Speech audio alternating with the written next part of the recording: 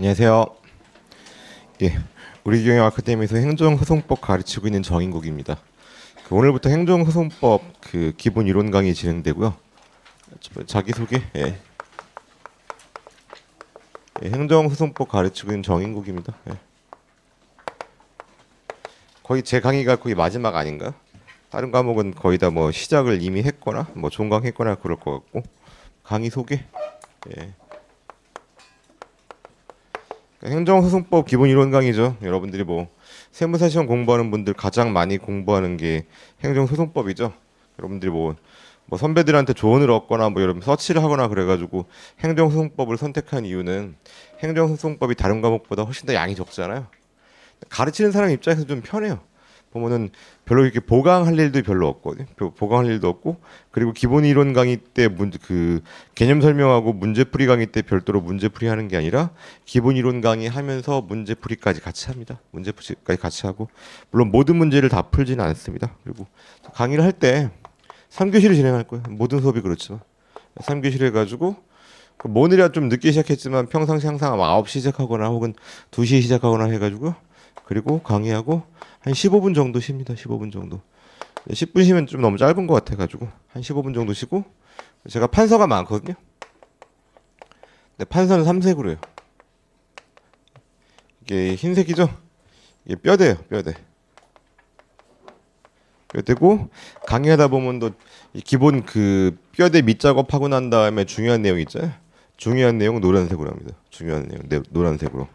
그리고 또 하다 보면은 중요한 부분에 대한 예외적인 사항이거나 특이한 사항이 있거든요. 그러니까 한 단계 더 들어가는 거예요. 그럼 빨간색으로 하고요. 그리고 사실 뭐 3색 그랬는데 사실 4색이. 이 하늘색은 뭐냐면요. 시간 순서요. 시간 순서. 그림 그리다 보면 이 사실관계가 복잡한 사실관계가 많아요. 복잡한 사실관계 그릴 때 그냥 평면적으로만 보면 잘 안 보이거든요. 잘 안 보이기 때문에 시간 순서 이렇게 3색 혹은 4색으로 하고. 다만 여러분들이 새로 필기할 건 없죠. 필기노트 한번 펴볼까요? 필기노트도 몇 페이지 피면 정확히 나올까요? 한 필기노트 8페이지 한번 펴보시겠어요? 필기노트 8페이지 보시게 되면은 거기 중간에 뭐 구체적 규범 통제 그러고 그림 있잖아요. 이게 이 색깔로 하는데 다만 필기노트에 나와 있는 거는 뭐 흰색은 검은색이죠, 그렇죠? 흰색은 검은색이고 이 노란색이 파란색이요. 노란색이 파란색이고, 그리고 이 빨간색은 그대로 빨간색인데 여긴 빨간색 없지만 뭐 다음 페이지에 있겠죠? 그리고 시간 순서를 보면 녹색으로 되죠. 녹색이 이게 시간 순서예요. 시간 순서. 요 순서대로고 빨간색 어디 보면 나와 있을까요? 안 나왔나요? 그쵸. 7페이지 보면 빨간색 있잖아요. 그쵸. 7페이지 보면요. 필기노트 7페이지 보면 빨간색 있고. 이렇게 순서대로 하니까 여러분들이 뭐 요거 따라가서 보시면 되는 거고, 그리고 추가되는 필기는 별로 없을 거예요. 제 생각하기에 글씨를 딱 봐도 잘 쓰는 글씨가 아니잖아요. 잘 쓰는 글씨가 아니래가지고 이걸 여러분들이 그냥 뭐 수업을 듣거나 동영상 들으면 상당히 고통스러울 거예요. 그래가지고 미리 필기노트 만들어 놓고, 필기노트랑 거의 싱크는 거의 한 95% 정도? 플러스 5% 정도 추가가 되는 게 있긴 할 거거든요. 네, 추가되는 양은 많지 않을 겁니다. 많지 않을 거고, 만약에 추가되는 필기가 좀 복잡하다 그럼 별도로 추가한 거를 자료로 올려드릴 거예요. 올려드릴 거니까 수업 시간에 필기해야 된다는 뭐 부담은 갖지 마세요. 눈으로만 보시면 돼요. 눈으로. 물론 눈으로 보기도 쉽지가 않아서 그렇지, 그렇죠? 뭐 이거야 뭐 이미 판서돼 있으니까 상관없고, 추가되는 필기 같은 경우는 제가 별도로 나중에 올려드릴 겁니다. 이런 식으로 강의가 진행될 거고요. 그리고 강의할 때 아까 가볍게 얘기했는데 이론 설명을 하고요. 문제풀이까지 같이 합니다. 문제풀이를 모든 문제를 다 풀진 않고요. 문제가 홀수법만 풀어요. 이게 우리 책에 나와 있는 문제가 어떤 거냐면요. 머릿말 보게 되면은 제가 11판에 머릿말 그러고 적어놨잖아요. 머릿말 보게 되면은 1번, 2번, 3번 나와 있는데 머릿말에 2번 보게 되면 세무사 시험 기출 문제가 2015년도부터 2024년도까지 10개년도를 전수로 반영했다 그랬어요. 그러니까 한 해의 시험 문제가 40개잖아요. 40개. 40개면은 10개년도니까 400문제가 되는 거죠. 400문제 반영했고, 그러니까 400문제 중에서 200문제를 푸는 겁니다. 200문제 풀고 나머지 200문제는요 객관식 강의 때 풀어요. 객관식 강의 때. 그렇게 하고, 이게 세무사 시험이 그 행정소송법이 들어간 게 2005년에 들어왔거든요. 2005년도. 2005년부터 2024년도까지 올해가 딱 20년 되네, 그렇죠? 올해 기출문제 2024년도 문제가 20년 됐거든요. 근데 20년 기출이면 그 40문제 곱하기 20문제는 800문제잖아요. 그러니까 너무 많아. 이걸 다 실으면은 이 책이 전화번호부가 되겠죠. 전화번호부 뭔지 잘 모르죠. 그쵸? 옛날에 전화번호부 있었잖아요.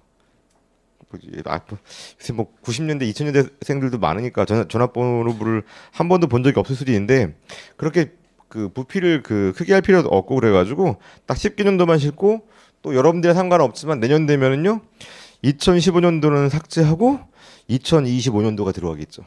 그런 식으로 10개년도를 항상 하거든요.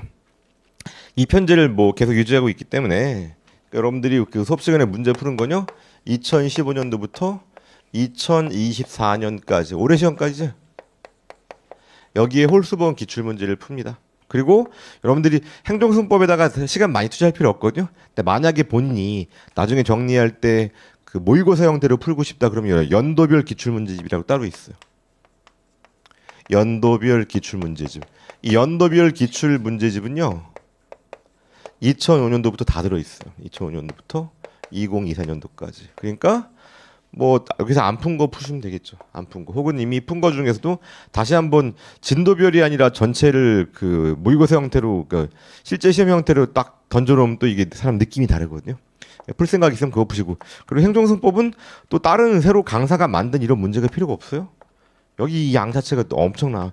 좁은 범위 내에서 문제를 돌려서 내고 그러기 때문에요. 더 이상 출제될 것도 없어. 요 범위를 벗어나지 않습니다. 2005년부터 2024년도까지. 실제 연도별 기출문제집은요. 2024부터 2025로 역순으로 돼 있어요. 가장 최신 기출문제가 가장 좋은 거니까. 2024부터 2005년까지. 나중에 풀 생각 있으면 여러분 이거 푸시고 우리 수업 시간엔 홀수범만 풉니다. 이런 식으로 강의를 진행을 할 거고. 그렇기 때문에 이게 그 수험에서 그 여러분들이 학습하는 데 쓰는 양이 그 시간 투자하는 양이 그렇게 많지가 않아요. 매우 적어요, 사실은요. 14회 강의인데 14회로 이론에다가 문제풀이까지 끝나니까. 제가 상법도 강의하고 있거든요. 상법도 강의하고 있는데 상법 강의하면은요. 이 14회 갖고 안 돼요. 14회 갖고는 안 되는데 14회 그 왜냐면 회계사 시험에서 상법을 하잖아. 회계사 시험의 상법이 기본 이론 설명만 회사법 부분만. 그러니까 세무사 상법에 해당하는 게 64강이거든요. 그거 얼마야? 거의 20회 가까이 되는 거죠. 근데 이게 이론 설명만이에요. 이론 설명만. 문제풀이 안 하고. 그래서 세무사 행정소송법이 세무사 상법보다 양이 차이가 어떻게 되냐 보면 4분의 1이에요. 4분의 1. 4분의 1. 그러니까 이렇게 보시면 돼요. 상법이 1이면요. 민법이 2분의 1이고 분수도 못 써요. 네. 그 다음에 행정소송법이 4분의 1입니다. 훨씬 더 양이 적죠. 그러니까 좋은 점은 뭐예요? 이렇게 양이 적다 보니까 여러분들이 나머지 시간 어디에 투자해야 돼요? 회계랑 세법에 투자해야 되겠죠. 근데 최근 들어서 이게 그 전문직 시험에 사람들이 되게 진입자가 늘어나잖아요. 이게 10년 전까지만 해도 그 세무사 시험 1차 시험 출원자가 10,000명이 안 됐거든요. 지금 10,000명이 뭐 20,000명 이렇잖아, 그렇죠? 그러다 보니까 출원자 숫자도 엄청 많아지고 그래가지고요 시험 수준이 확 올라가 버렸어. 그러니까 문제를 어렵게 내는 거지. 그래가지고 회계세법이요 생각 외로 꽈락이 자주 나옵니다. 생각 외로 자주 나와요. 최근에 들어가지고. 여러분 회계세법 꽈락 맞으면요 이 다음에 2차 시험 붙기도 힘들어 사실은요. 그 실력이면. 그러니까 회계학이랑 세법에 시간 많이 투자하시고 선택법이랑 재정학은 시간 투자 많이 하는 거 아니에요. 가성비를 좋게 가져가셔야 되기 때문에 너무 이런 생각하지 마시라고. 내가 회계세법이 약하니까 회계세법은 40, 40 맞고 그 다음에 그 행정소송법이랑 그 다음에 재정학 80, 80 해가지고 평균 60으로 붙는 전략 이렇게 가시면 안 돼 절대로. 이렇게 하게 되면요 40이 안 나옵니다. 실제 시험에서요 40이 안 나와. 꽈락으로 떨어져. 그러니까 여러분들이 이 제일 중요한 거 하면 회계세법에다가 시간 투자 많이 하시라. 그래서 너무 그 선택법 뭐 행정소송법뿐만 아니라 재정학도 마찬가지죠. 너무 이런 데다가 시간 투자 많이 안 하시는 게 중요합니다. 그래서 강사 입장에서는 여러분 기본 이론 강의 팔고 객관식 강의 팔고 그 다음에 나중에 파이널 특강 팔고 뭐 다 팔면 좋아, 그렇죠? 다 팔면 돈 많이 벌면 좋지. 근데 이게 여러분이 시험 못 붙으면 의미가 없잖아. 그러니까 뭐 첫 시간부터 모르는데 뭐 네가 가르치는 강의에다가 시간 투자 많이 하지 말라는 것도 웃긴다 뭐 생각할 수 있는데 중요한 건 회계세법이다, 그렇죠? 너무 시간 투자 많이 안 하시는 게 중요한 거고요. 그래서 그 이론 설명과 문제풀이 홀수범 풀이 할 거고요. 여러분들이 기본 이론 강의 들을 때 뭐 지켜 당부사항? 예습 금지 그렇죠. 예습 금지, 복습 필수예요. 예습을 금지하는 이유가 뭐냐면요. 이게 행정소송법의 절차법이거든요. 절차법이란 얘기는 절차를 안 해본 사람은요. 내용을 읽어봐야 걷더라. 그러니까 여러분들이 행정소송법 내용을 읽어봐야 이건 글자 읽는 게 되어버려. 정말 시간 낭비예요. 그러니까 읽다 보면 뭐가 중요한 표현이고 뭐가 중요한 부분인지도 구별이 안 된다니까. 그렇기 때문에 효율성. 그래서 예습해봐야 예습하는 시간만큼 시간 낭비거든요. 예습은 아예 하지 마세요. 미리 책을 읽어보면 좀 도움이 되지 않을까? 아니야, 도움 안 돼.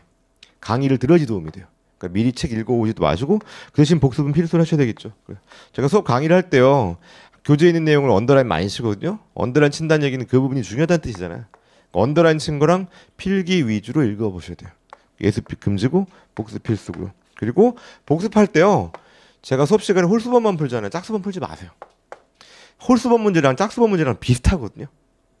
문제가 보면 좁은 범위 내에서 40문제씩 하다 보니까 홀수범이랑 짝수범이 비슷해. 그 얘기는 홀수범 복습하면 돼요. 그럼 짝수범은요, 이회독 때 보시면 돼요. 이회독 때. 제가 짝수범 객관식 강의를 하기도 하지만 뭐 객관식 강의를 듣든 안 듣건 간에 이회독 할 때 또 홀수범 문제를 또 풀면 그거 약간 공회전 하는 느낌이 들거든요. 외워서 푸는 느낌이 들어. 그러니까 짝수범은 이회독 때로 남겨놓죠.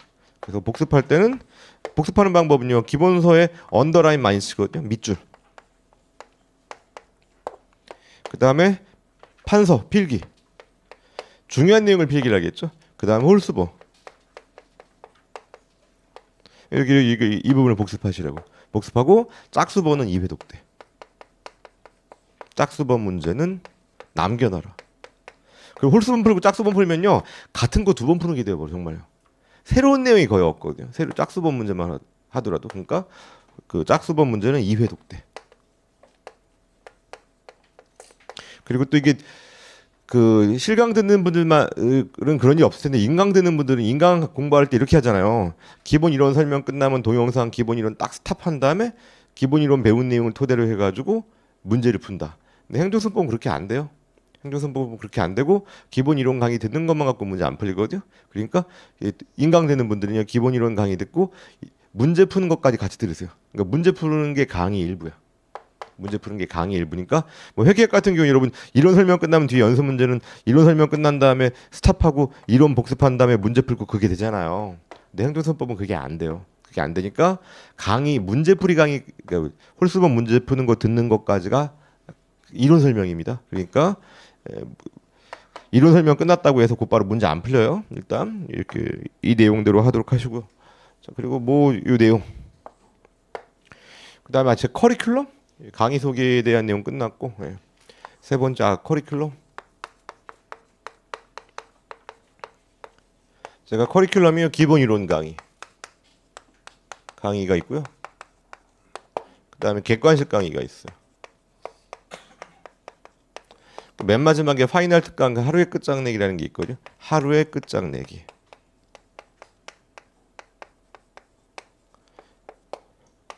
그리고 조문 특강이라는 게 있어요. 행정소송법을 처음 공부한 사람이라면 당연히 이걸로 시작해야 되겠죠, 그렇죠? 객관식 강의 시수도 얼마 안 돼요. 객관식 강의는요. 짝수범 문제만 풀고, 짝수범 문제만. 이론 설명을 하긴 하는데 이론 설명을 많이 하지 않아요. 그러니까 그 다음에 기본 이론 강의는 이론 플러스 홀수범이고요. 그리고 가장 많이 드는 질문 중에 하나가, 기본 이론 강의 듣고 나가지고 이 짝수범을 객관식 강의를 듣는 게 맞을까요, 안 듣는 게 맞을까요, 이렇게 질문하는 분들인데, 이거 참 사람마다 다른 것 같아요. 사람마다. 제가 기본 이론 강의에서 이론하고 홀수범 하면요, 자기가 짝수범 같은 경우는 혼자 그 문제 푸는데 전혀 문제 없는 분들이 있어. 공부라는 것도 보면 공부 뒤에 좀 감각이라는 게 있어서 좀 공부머리가 있는 사람들 있잖아. 근데 공부머리가 있는 사람들 같은 경우는요, 여기 듣고 나서 혼자 짝수범 하는데 전혀 문제가 없습니다. 뭐 공부머리가 없는 사람 비하하는 게 아니야. 근데 공부머리가 없는 사람은요, 들으세요. 나중에 12월 그다음에 1월, 2월 되게 되면 그때 보면 질문이 오는데, 질문이 약간 좀 터무니없는 질문하는 경우도 있어. 무슨 뜻이냐면은 본인이 기본 이론 강의 듣고 홀수범 들었는데 아직 내용 정리가 잘 안 된 거야. 그래가지고 이게 문제를 풀 때 혼자 이상한 논리를 세우는 경우가 있거든요. 근데 그런 경우는 강의를 듣는 게 나아. 그러니까 본인이 그 한 번 듣고 나가지고 복습할 거란 말이죠. 복습할 때 어때요? 아 내가 이그 기본 이론 강의 듣고 나가지고 이거 다 이거 언더라인 필기 홀수본 다 푸는데 잘 풀려. 잘 풀리겠지. 잘 풀리고 나가지고 나중에 유의독할 때 착수본을 한번 도전해봤어. 근데 문제가 전혀 문제 잘 풀려. 문제 풀어봤더니 3분의 2 이상이 다 답 맞아. 그런 사람들은 혼자 공부하면 돼요. 짝수본 안 듣고. 근데 그게 아니라 짝수본 문제 풀어봤더니 한 정답률이 한 절반밖에 안 된다. 정답률이 절반밖에 안 된다는 얘기는 소거법을 써서 절반이면요. 실제 내용 아는 거는 절반을 모른다는 뜻이야. 그런 분들은 개꺼식 들으세요. 그게 나을 겁니다. 개꺼식 강의가 실수가 많지도 않아. 6회인가 7회인가? 많지도 않습니다. 그럼 그때 가서 여러분들 결정하고 이 하루의 끝장내기라는 건 뭐냐면요. 여기 나와 있는 20년치 기출 문제를요. OX 문제로 선지화한 거거든요. OX. 그러다 보니까 객관식 문제보다는 조금 더 어렵겠죠. OX. 그 이유가 뭐냐면은 오지선다의 경우 여러분 어때요? 소거법이 가능하죠. 그런데 OX 문제의 경우에는 해당 지문 하나를 알면 맞추고 그 모르면 틀리는 것이기 때문에 난이도는 좀 더 높아. 난이도는. 근데 보통 이 하루의 끝장내기 수업은 어떤 사람들이 듣냐면요. 그 전년도에 시험을 봤어. 전년도에 시험을 봤는데 떨어졌겠죠. 1차 시험 떨어지긴 했는데 행정소수법은 괜찮아. 한 80점 이상 나왔어. 근데 기본 이론 강의 또 듣긴 뭐해. 그렇죠. 80점 정도 나왔으면 혼자 공부해야 되는 거니까. 그런 사람들이 리마인드 하기 위해서 듣는 게 하루의 끝장내기 강의. 여러분들 같은 경우는 백지상세 처음 시작한 사람들은요. 이렇게 되는 게 차라리 나아요. 만약에 강의를 듣는다 그러면 이로 홀수본 다음에 짝수본이니까. 그래서 처음 공부 백지 상태에서 시작한 분들은 뭐 이거 굳이 강의를 드릴 필요가 있을까 싶어요. 그다음에 조문특강. 이 조문특강은요 제가 그 행정소송법이라는 게 다른 과목보다 양이 적은 이유고요. 행정소송법 조문이 46개밖에 안 돼. 상법은 여러분들이 공부해서 상법은 회사법을 공부하는데 회사법은 조문이 몇 개일까? 회사법은 400개요. 회사법은 상법. 민법은 조문이 민법 총칙만 보고 조문 몇 개일까? 200개요. 근데 행정소송법은 조문이 46개밖에 안 되거든요.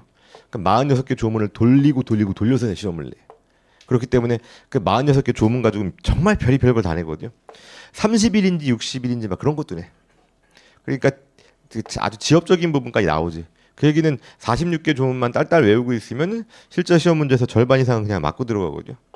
그러니까 행정소송법이라는 게 문제가 이론이 법조문이 있고 조문을 물어보는 문제랑 판례를 물어보는 문제가 있어요. 한 절반 정도 반반인 것 같아요. 제가 반반. 근데 조문 46개를 다 외우고 있으면요. 조문 문제는 보자마자 정말 5초 컷이거든요. 그러니까 행정소송법을 보통 몇 분 안에 끊으려고 한 20분에서 25분 정도 하면 적당하거든요. 20분 밑에 안으로 줄이시면 안 돼요. 20분 밑으로 들어가면 실수해. 아는 것도 틀립니다. 그러니까 20분에서 25분 정도가 상당히 이상적이거든요. 이상적인데 이 조문을 딸딸 외우고 있으면요. 그 조문 물어보는 문제는 정말 5초 컷이 돼버려. 그럼 20번에서 25분 답안 마킹하는 데까지 25분 답안 마킹하는 데까지 25분이 뭐야? 조문 외우고 있으면 훨씬 더 시간 적게 들거든요. 그럼 판례에다 시간 투자할 수 있고 행정소송법 빨리 끝내면 여러분 회계학에다 투자할 수 있는 거죠. 그래서 조문 여러분 가급적이면 46개 다 외우시는 게 좋거든요. 제가 농담 비슷하게 뭐라면 조문은 100번 읽으라 그래. 100번. 근데 보면 다 100번까지 안 읽더라고요. 한 50번만 읽어도 대충 머릿속에 다 외워집니다. 근데 이게 그냥 외우는 게 아니라 그냥 내용을 이해하면서 해야 되겠죠.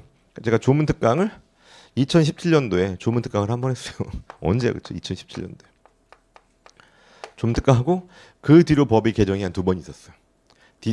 대규모 법 개정은 없었는데 그래도 좀 법 개정이 있어가지고 작년까지는 조문특강을 올려놨다가 그때 내렸어요. 조문특강을. 내리고 올해 새로 찍을 거예요. 그러니까 여러분들 종강하고 종강 다음 주에 수목이에요. 그리고 토요일부터가 추석 연휴잖아요. 그러니까 추석 연휴 들어가기 전 수목에 할 거거든요. 수목에 공개특강.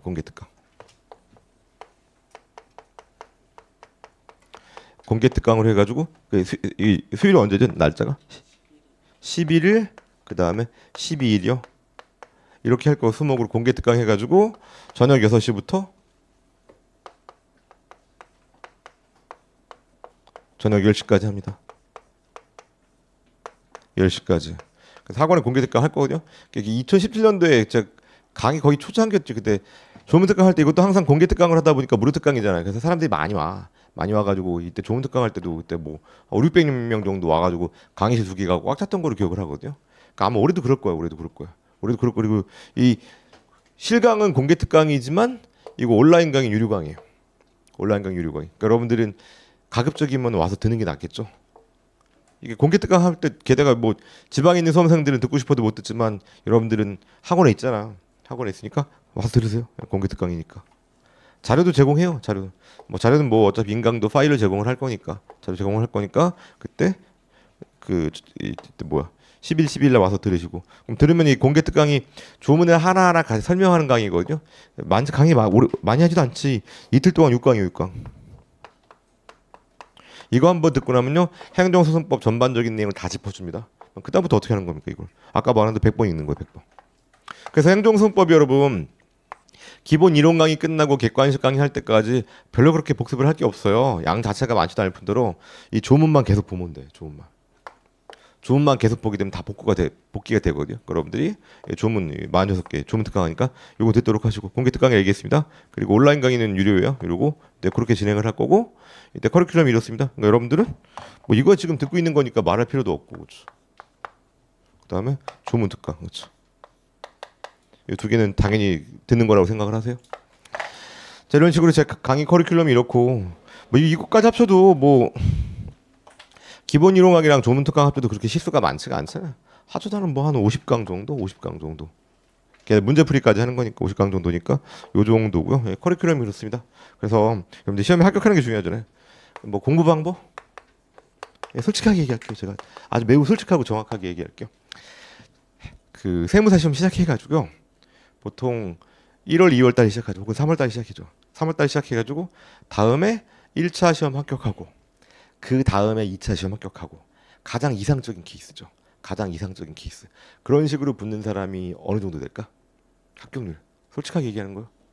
그러니까 1차 시험 합격하고 1차 시험에 다음에 1차 시험 붙고 다음에 2차 시험 붙는 최종적으로 그러니까 한 번도 실패 없이 그렇게 생동차는 없다고 보시면 돼. 물론 있긴 해. 생동차로 후석한 사람도 있어. 그건 좀 이따 얘기하도록 하고 다음에 1차 붙고 그 다음에 2차 붙는 사람 이런 식으로 시행착오 없이 붙는 사람 몇 명 정도 될까? 실제 시험 합격자가 100명이면요. 나중에 세무사 시험 합격하면 가서 연수원 가서 나 만날 거란 말이야. 그중에 20명이 안 돼요. 20명 이하요. 강사로서 이 정도는 당연히 알고 있겠죠. 매년 보잖아. 시험 공부하는 학생들이 최종적으로 붙었는지 안 붙었는지 다 알게 되니까 100명 중에 한 20명. 가장 많이 붙는 게 언제 가장 많이 붙을까? 3차, 4차가 제일 많이 붙어. 3차, 4차. 그 3차, 4차 의미가 뭐냐면요. 1차 시험 붙고 다음에 2차 시험을 떨어져. 그 다음에 2차 시험을 붙어. 그리고 1차 시험 붙고 2차 시험을 떨어져. 그럼 다음에 1차 시험 다시 보겠죠. 그리고 그 다음에 2차 시험 붙어. 이런 식으로 3차, 4차가 제일 많아. 3차, 4차가. 뭐 이거 통계적으로 조사해 본 적은 없겠죠? 조사해 본 적 없는데 한 50명 정도? 절반 정도? 절반 정도. 절반 정도고 그리고 4차가 보면 5차, 6차도 많겠죠. 5차, 6차. 5차, 6차. 이렇게 붙는 사람들이 나머지. 이게 1차 붙고 다음에 2차 붙는 사람 숫자랑 한 비슷할 것 같아요. 비슷할 것 같아요. 그럼 대충 그럼 100명이죠. 그러면 저 가끔 생동차 하겠다고 상담하는 분들이 있는데 생동차는 없어. 생동차라는 게 뭐냐면요. 올해 근데 1, 2월에 공부를 시작해가지고 다음에 1차 붙고 그 다음에 8월 달에 2차까지 붙는 사람들. 100명 중에서 제가 보기에 이것도 통계를 내본 적은 없어. 100명 중에서 1명 내지 2명 정도. 아예 없진 않아. 있긴 해. 100명 중에 한두 명 정도입니다. 그리고 보면 자기가 생동차로 붙었다는 사람 보면 나중에 보면 어떤지 아세요? 회계사 시험 하다 안 된 사람이에요. 그러면 자기가 회계세법 다 아는 거죠. 그리고 선택법도 상법하겠지, 그치? 회계사 그대로 뭐 혹은 무슨 대학에서 회계학과다. 그럼 대학의 회계학 금리로 어때요? 대학 내내 그거 공부한 거잖아. 혹은 아주 공부머리가 뛰어난 사람이 가끔 있어. 그런 사람들. 전에 벌써 한 4, 5년 정도 된 것 같다. 5, 6년인가 4, 5년 전. 전에 어떤 여자분이었는데 여자분이 생동차 수석을 했어요. 생동차 수석. 근데 그분이요. 서울대 경제학과 나오신 분이야. 서울대 경제학과 나왔으니까 일단 공부머리가 검증된 분이죠. 공부머리가 검증됐고 뭐 서울대 경제학과면 회계 수업을 들었는지 안 들었는지 잘 모르겠어. 본인은 회계사 시험 공부를 안 한 것 같더라고. 안 한 것 같은데 뭐 재정학은 공부했겠죠, 그렇죠? 재정학 공부했을 것이고 원래 공부 잘하는 분이잖아. 그래서 그분이 생동차 수석한 적이 한 번 있고 그리고 나가지고는 사실 없어요. 그러니까 생동차는 잘 없어요. 여러분들의 꿈을 짓밟는 게 아닙니다. 현실적으로 얘기하는 것이고. 그러니까 제가 여러분들한테 권하는 가장 바람직한 케이스는 여기서 듣는 분들 있잖아. 내년에 1차 시험 붙는 거야. 그렇죠? 당연히 그렇죠. 그리고 내년 1차 시험 붙은 다음에 내년 2차 생동차가 될 수 있을 거라는 신락 같은 희망을 가지고 죽어라고 생동차 공부를 하시는 겁니다. 그럼 정말 재수 좀 붙을 수도 있고요. 근데 그렇게 안 해도 그렇게 죽어라고 했으면 어때요? 이제 생동차 기간이 베이스가 쌓였죠. 그러면은 다음에 2차 유예로 붙을 확률이 엄청 높아집니다. 그게 가장 좋은 케이스예요. 가장 좋은 케이스. 그래서 내년에 1차, 내후년에 2차 붙는 거. 이게 100명 중 20명이 안 돼요. 근데 그걸 하셔야지, 그치, 이거는. 근데 100명 중 20명 정도면 시도해볼 만하지 않습니까? 당연히, 그쵸. 이거로 가셔야 돼, 이거로. 이거로 가셔야 됩니다. 이거로 가셔야 되는 것이고, 그러면은 뭐 하여튼 뭐 앞으로도 얘기하겠지만 이렇게 할 때 공부라는 게 여러분 효과적으로 공부하는 게 있고요. 효율적으로 공부하는 게 있거든요. 영어 단어도 다를걸요. 영어 효과적인 effective요. 효율적인 efficient거든요. 차이가 뭐냐면 효과적은요. 결과가 좋은 건 효과적입니다. 어떤 사람이 행정성법을요. 하루에 8시간씩 공부했어. 그래가지고 실제 시험에서 97.5를 맞았습니다. 실제 시험에서. 그럼 97.5를 맞았다. 그럼 공부를 어떻게 한 거예요? 효과적으로 한 거죠. 결과가 좋잖아. 이거 효율적이라고 아마 근데 그 사람은 시험 떨어졌을 걸. 근데 행정성법 97.5 받느라고 회계하기 꽈락일 걸. 아, 뭐 길게 얘기하기 또 어떤 사람은요. 행정성법을 기본 이론 강의 한번 듣고요. 다른 뭐 특별히 복습도 안 했어. 그냥 수업 듣고 나가지고 수업 들은 것만 가볍게 복습한 다음에 조문 특강 한번 듣고 나중에 객관식 문제 풀고 해가지고 이렇게 시간 투자 많이 안 했어. 시간 투자 많이 안 해가지고 뭐 한 80 맞았어요. 시간 투자 별로 안 했다니까. 기본 이론 강의 한번 듣고 나중에 그 다음에 조문 특강 한번 듣고 객관식 문제 풀고 80점 맞았습니다. 이 사람 뭐 한 겁니까? 효율적으로 공부한 거죠. 효율적이라는 게 말이 가성비를 얘기해. 가성비. 음식이면 가성비고 투입 대비 산출이 좋은 걸 효율적이라고 불러. 공부 이렇게 하셔야 되지 않겠어요? 이렇게 그렇죠? 이렇게. 그래서 효율적으로 공부하는 게 중요하다고. 효율적으로. 그러면은 효율적으로 공부하려면요. 여러분들이 생동차는 아니더라도 1차 붙고 다음에 2차 붙으려면요. 중간에 시행착오가 없어야 되거든요. 아, 내가 그때 공부할 때 그렇게 하면 안 되는 거였는데. 그런 시행착오를 한다는 얘기는 한 번 떨어졌다는 얘기잖아. 그럼 시행착오가 없이 하는 게 되게 중요하거든요. 그래서 뭐 제가 뭐 수험 공부할 때 뭐 저도 고시 공부를 했던 사람이니까 고시가에서 뭐 유명한 격언 몇 가지 얘기해 볼게요. 고시가에서 유명한 격언 중에서 밑빠진 독이 물 붓기. 우리가 흔히 밑빠진 독이 물 붓기 그러면요. 해봐야 부질없는 일, 쓸모없는 일 이런 걸 밑빠진 독이 물 붓기라고 얘기하죠. 근데 고시 공부에서 밑빠진 독이 물 붓기라는 건요. 그 뜻이 아니라 이게 독이 있어. 독 항아리가 있어요. 항아리가 있는데 여기 밑이 빠졌어요. 밑이 빠졌어. 그러면 여기 내가 이렇게 물을 부어요. 다 빠져나가죠. 공부하다 보면 여러분들 좌절하게 되는 게 이런 거잖아요. 분명히 배웠는데 기억도 하나도 안 나고 그렇죠. 이걸 다 어떻게 배워 이런 거 있잖아요. 내가 투입하면요. 투입하는 것만큼 다 빠져나갑니다. 선입선출법이에요. 그렇잖아. 먼저 나온 거 먼저 빠져나가 버립니다. 그러기 공부가 의미가 없냐? 그건 아니죠, 여러분. 나중에 시험장 가서 시험에 합격하려면 어떻게 돼요? 빠져나가는 속도보다 더 빠른 속도로 물을 부어야 되겠죠. 이렇게 그렇죠. 그렇잖아. 그럼 만약에 시험에 합격하는데 필요한 수준이 1차 시험의 합격선이 그렇게 높진 않잖아. 평균 60이잖아. 이 정도다. 뭐 60 받는 게 쉽지 않아서 그렇죠. 이렇게 합격선이에요. 그럼 밑 빠진 독에 물을 부을 때 빠져나가는 속도보다 훨씬 더 빠른 속도로 붓게 되면 어때요? 일시적으로 물의 수면이 확 올라가잖아. 이 상태에서 시험 보는 거. 이 상태에서 시험 봐서 시험 합격하고 그러다 보면 또 다 빠져나가 버리죠. 실제로 그래요. 시험 끝나면 다 잊어먹어요. 저희 행정소송법 계속 가르치다 보니까 머릿속에 들어있는 거지. 일반적인 저처럼 강의를 하지 않는 변호사가 행정소송법 내용이 머릿속에 다 들어있겠습니까? 안 들어있지. 세무사도 마찬가지 여러분. 뭐 법인세 뭐 그다음에 소득세 그 어마어마한 게 많은 양이 다 머리에 들어있을까? 안 들어있어. 근데 전문가가 일반인들과 비교되는 내용이 뭐요? 전문가는 찾아볼 수 있는 능력이 되는 사람이거든요. 한번 머릿속에 들어왔던 거기 때문에요. 대략적인 구조를 알고 있어. 그럼 찾아보는데 어렵지가 않아. 그 여러분 일할 때 보면 다 찾아가면서 일을 하는 거지, 그렇죠? 머릿속에 들어가 있기 때문에 일을 하는 게 아니야. 일단 이 수준을 만드는 게 중요하고요. 그러면 이 빠져나가는 속도보다 들어오는 속도가 훨씬 더 빠르려면 어떻게 해야 돼요? 여러분들이 막판에 집중하셔야 되겠죠. 밑빠진 독에 물 붓기. 막판 공부가 중요하거든요. 그래서 수험 공부할 때 이런 말을 써요. 수험 공부할 때 머리 좋은 사람이 있고요. 엉덩이 무거운 사람이 있습니다. 근데 머리 좋은 사람은 엉덩이 무거운 사람을 못 이긴다 그래요. 이게 우리가 수학이나 물리학처럼 이렇게 머리가 중요한 시험 공부하는 거 시험은 아니거든요. 물론 머리 분명히 중요하긴 해. 근데 일정 수준 이상이면은 특히 머리가 아주 좀 좋겠지. 탁월하면 좋겠지. 근데 이게 고시라는 게 양이 워낙 많다 보니까요.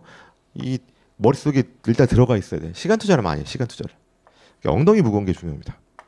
그러니까 머리 무거워도 머리가 좋아도 시간 투입 안 했으면 어떻게 암기를 해. 암기가 돼야 되는 건데. 그러니까 머리만 좋으면 안 되죠. 그렇죠? 엉덩이 무거운 사람 못 이기고. 또 하나. 엉덩이 무거운 사람은요. 막판에 본 사람을 못 이깁니다. 이 막판에 본다는 말이면 이 말과 일맥상통하는 거야. 막판에 쏟아부어야 돼. 그렇죠? 막판에 본 사람을 못 이긴다. 그러니까 막판에 본다는 얘기는 그 어마어마한 게 많은 양을 다 머릿속에 사진을 찍어 놓은 거거든요. 시험장 가서 사진 찍은 거 전날 전전날 봤던 건 시험 나오면 틀릴 수가 없잖아. 생생하게 다 기억나니까 기억나는 대로 다 쓰고 그리고 다 쏟아져 다 빠져가 나간다 그랬잖아. 머리 엉덩이 막판 이게 제일 중요하다. 물론 가장 이상적인 건 뭐 머리도 좋으면서 엉덩이도 무겁고 막판에 보기까지. 아 그럼 걱정할 필요 없죠. 아 그럼 뭐 생동차지 그죠. 근데 이런 사람이 많지가 않다고. 별로 없다고. 별로 없으니까 그냥 일반인들 기준으로 얘기하는 것이고. 그러니까 머리 엉덩이 막판이고 그러면은 막판에 보려면 뭐가 필요할까? 공부라는 게 정독이 있고 다독이 있거든요. 수험 공부할 때 뭐 다른 거 얘기하는 게 아니다. 수험 공부할 때는 뭐가 효율적일까? 다독이 훨씬 효율적이죠. 이를테면 행정소송법 교재가 있다고 생각해 보세요. 뭐 제 교재는 그렇게 양이 많지 않은데 어떤 양이 많은 교재. 저 1페이지부터 1000페이지까지 있다고 생각해 볼게요. 머리도 비슷하고 같은 시간을 배정한 다음에 A란 사람이랑 B란 사람한테 책을 읽으라 그랬어. 같은 시간을 주고. 근데 A란 사람은요. 1페이지부터 1000페이지까지 머릿말부터 정가까지 맨 밑에 있는 각주까지 하나도 빼놓지 않고 싹 다 읽었습니다. 정독으로 1회독을 했어. 또 어떤 사람은요. 1회독 하고 정독으로 1회독. 바이 정독. 또 다른 사람은요. 뭐 그 다음에 중요하지 않은 건 안 읽어. 각주 이런 건 아예 보지도 않아. 제껴버려. 그 다음에 제목과 키워드 중심으로 해서 3회독 했습니다. 제목과 키워드 중심으로. 약간 설렁설렁 읽는다는 남들이 보기엔 느낌이 들었을 수도 있어. 다독을 했습니다. 그럼 둘이서 시험 보면 누가 더 잘 보겠습니까? 이 다독한 사람이 훨씬 더 잘 보지. 그 이유는 여러분 시험은 중요한 게 나옵니까? 안 중요하게 나옵니까? 중요한 게 나오죠. 그럼 이 사람은 중요한 거 위주로 3회독을 했다니까? 그럼 중요한 거 3번 읽었으면 게다가 시험에 나올 가능성은 중요한 게 훨씬 더 높으니까 이게 맞겠지. 이 사람 1회독한 사람은요. 중요한 거 안 중요한 거 다 구별 안 하고 다 1회독 했다니까? 그럼 중요한 게 시험에 나왔을 때 1회독밖에 안 했기 때문에 맞추기가 쉽지가 않아요. 그리고 지엽적인 부분이 시험에 나오면요. 지엽적인 부분이 시험에 나올 수도 있지. 그런데 정독한 사람이나 다독한 사람이나 둘 다 다독한 사람은 지엽적인 건 별로 읽지도 않았고 정독한 사람도요. 지엽적인 거 한 번밖에 안 읽었기 때문에 또 못 풀어. 그렇잖아. 이 사람 그리고 제일 중요한 건 뭡니까? 시험은 중요한 게 나오는 거지 덜 중요한 게 나오는 게 아니야. 지엽적인 게 나올 수 있는데요. 100점 만점에 100점 맞겠다는 시험이 아니잖아요. 100점 만점에 평균 60만 넣으면 되는 시험이야. 그러니까 지엽적인 부분은 제끼셔도 돼요. 지엽적인 부분. 중요한 거 위주로 보는 게 중요하다고. 다독이 훨씬 중요해. 그래서 공부할 때요. 뭐 보면 완벽주의 성향 갖고 있는 사람들 있죠. 그럼 떨어져요. 완벽주의 성향 갖고 공부하면 안 돼. 중간에 공부하다 보면 모르는 거 있으면 스탑하고 찾아보고 이거 고민하고 질문하는 사람들 있죠. 그런 식의 공부는 대학원 가서 해요. 대학원 가서. 수험 공부할 때 그렇게 하시면 안 돼요. 모르는 거 있으면 어떻게 돼요? 넘어가셔야 돼요. 그 얘기는 좀 이따 하도록 하고. 그래서 정독보다 다독이 훨씬 더 중요하다.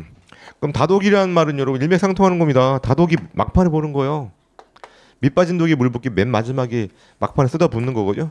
그래서 여기 되게 중요해 4.21 작전이에요. 이렇게 4.21 작전. 작전이란 말이 약간 좀 우습긴 한데 4.21 작전이라는 게 뭐냐면요. 수험 공부할 때요. 막판 2달이 제일 중요합니다. 막판 2달.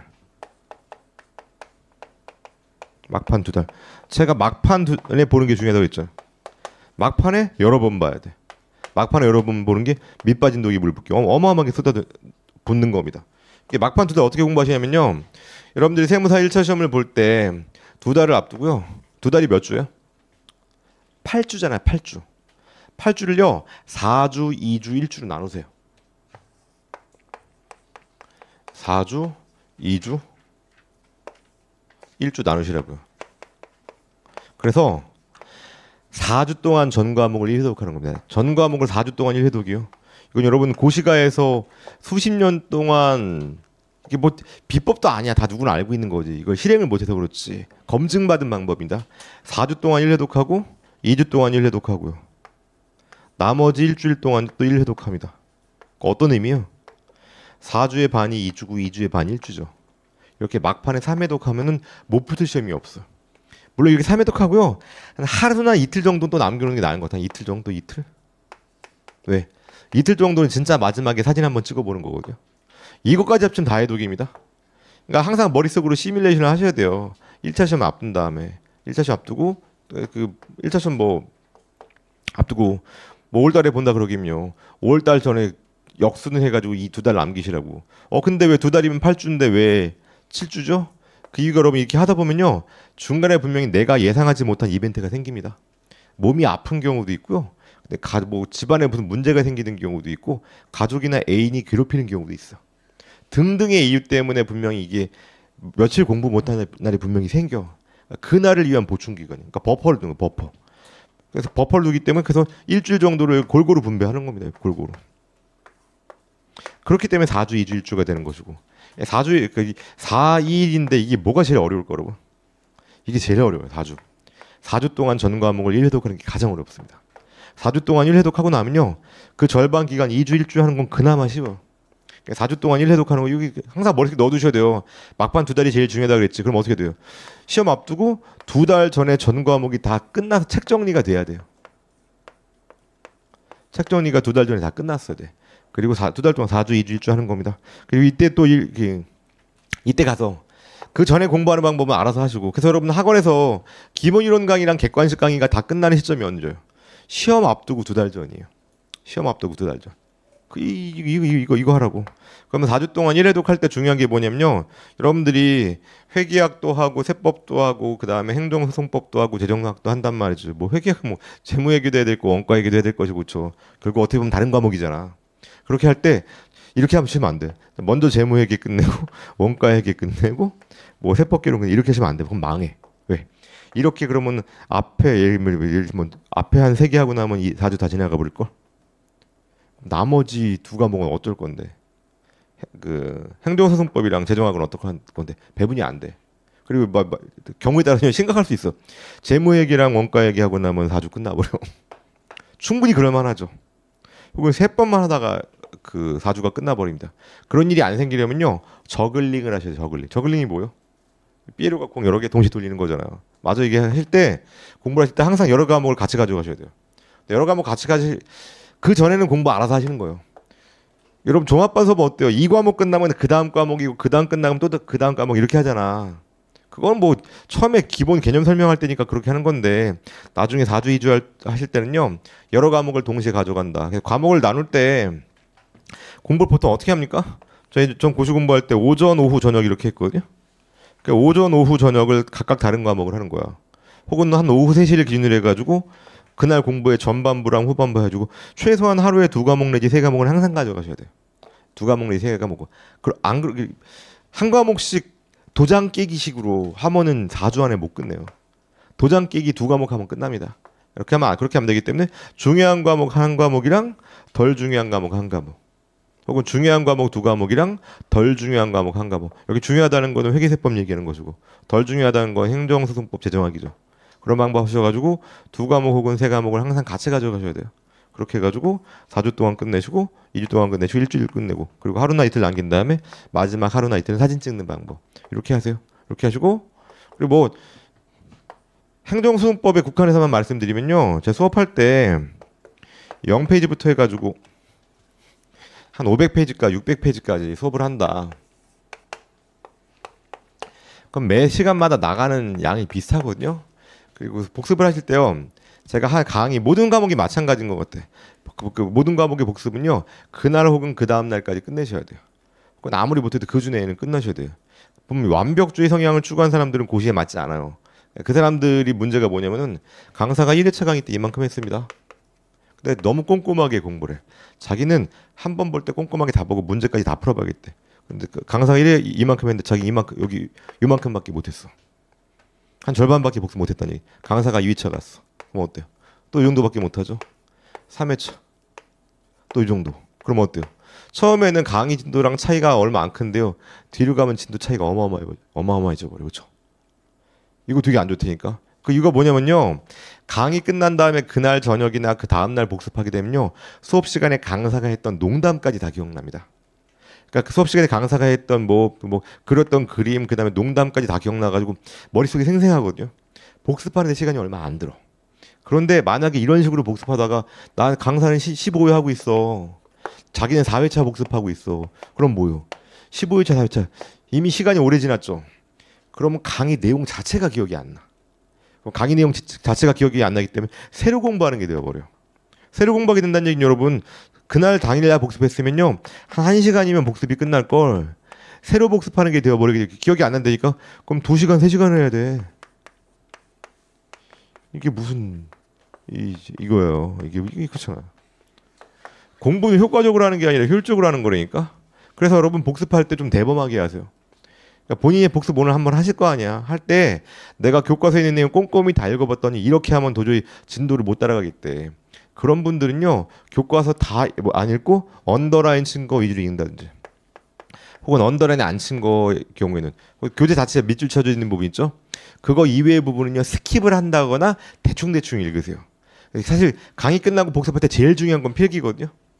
그러니까 도저히 그 한자 한자 다 읽으면 시간이 안 난다. 그러면요 필기한 거랑 언더라인 이거 위주로만이라도 읽으시라고. 복습은 진도 따라가는 게 제일 중요해요. 전 그래서 누적 복습을 권하지 않아요. 근데 제가 주제 넘게 다른 과목까지 누적 복습 하지 말라는 얘기 못 하겠어. 뭐 누적 복습을 강조하시는 분들도 있을 거야. 근데 누적 복습하게 된 문제가 뭐예요? 생각해 보세요. 누적 복습하게 되면은 이거 1회 위에 점점점 복습할 양이 늘어나는 거잖아요. 그럼 어떻게 돼버려? 강의 진행하는데 강의는 여기 하고 있는데 혼자 여기 복습하고 있다고요. 그때 기억이 안 난다니까. 다른 과목은 논의를 할게요. 근데 행정수법 같은 경우 누적 복습하시면 안 돼요. 근데 법학은 누적 복습한다는 얘기 들어본 적도 없어. 그러니까 항상 그날 진도를 끝내는 게 제일 중요하다. 그날 아니면 그 다음 날, 그 다음 날까지. 여러분 저 종합반 수업 듣잖아요. 종합반 강의 시수 엄청 많죠. 뭐 보강 강사님 따라서 보강도 많이 하시고 세법은 어마어마하잖아. 근데 이 과목을 누적 복습하는 게 효율적일지 가슴에 손을 한번 얹고 생각해 보세요. 그날 배운 거 복습하는 것도 허겁지겁하는 것도 힘들어. 그러니까 누적 복습이라는 게 과연 효율적일까? 효과적이긴 하겠지. 효과적이긴. 시간 투입을 많이 하는 거니까. 근데 효율적이지 한번 생각해 보시라고. 행정성법은 그 누적 복습은 생각도 못 합니다. 못 하고 그날 진도 끝내는 거. 대충 이렇게 해가지고 뭐 공부 방법까지 얘기를 했고요.